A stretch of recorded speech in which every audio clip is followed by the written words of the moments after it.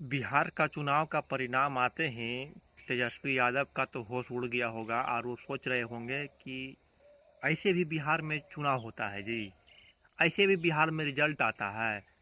जिस प्रकार से एक तरफा रिजल्ट आया है, 89 है एनडीए का तो 88 है जेडीयू का। मतलब अब हम 25 सीट पर सिमट गए हैं। ये कैसे एक तरफा खेला हो गया है। और अभी सुनने में आ रहा है हाल ही फिलहाल में कि उनकी जो तेज प्रताप यादव का जो बड़ी बहन थी रोहिणी आचार्य, उनको घर से बाहर निकाल दिया गया है। और वो आरोप लगा रहे हैं उनके आरजेडी के चाणक्य कहे जाने वाले, आरजेडी के रणनीतिकार कहे जाने वाले, अब आरजेडी के जो भी कहें, आरजेडी के सर्वश्रेष्ठ नेता कहे जाने वाले संजय यादव पे।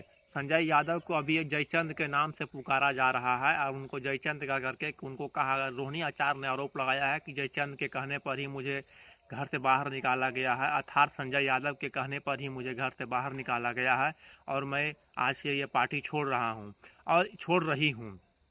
और यही बात बहुत दिनों से पहले से लगा रहे थे उनके बड़े भाई तेज प्रताप यादव। तेज प्रताप यादव नाम तो नहीं ले रहे थे लेकिन बार बार कह रहे थे कि आरजेडी को जयचंदों ने बर्बाद कर दिया है। और लगता है उनका कहना वाकई में बिल्कुल सही हो गया कि आरजेडी कभी कभी सोचा भी नहीं होगा सपना में कि मतलब इतनी बुरी तरीका से हार होगी हमारे बिहार में। जो एक मजबूत पार्टी के रूप में उभर रही थी, एक मजबूत चेहरा था, एक युवा चेहरा थे तेजस्वी यादव, और बिल्कुल वो विपक्ष के लायक भी नहीं रहे हैं। 25 सीट ला करके विपक्ष में बैठेंगे जो कोई भी वैल्यू नहीं रहा अब उनका। सिर्फ वो राघोपुर सीट को ही बहुत कष्टमय तरीके से बचा पाए हैं अपने सीट को, बाकी सब सीट तो लगभग लगभग वो हार ही गए हैं। और हद तो तब हो गया है कि नया नया चेहरा जिसकी कोई जान नहीं, जिसकी कोई पहचान नहीं बिहार में, फिर भी वो सारे चेहरे जीत गए। मैथिली ठाकुर गायकी में थी, जो उनके ऊपर ही बहुत सारा आरोप लगा, वो भी जीत गए। आनंद मिश्रा जो पूर्व आईपीएस थे, जो पहले ज्वाइन कर रखे थे जनसुराज को, जनसुराज के युवा के युवा सदस्य थे और उनको वहां से निकाल देने के बाद वो बीजेपी ज्वाइन किए और बक्सर से वो चुनाव जीते गए एक ही बार में।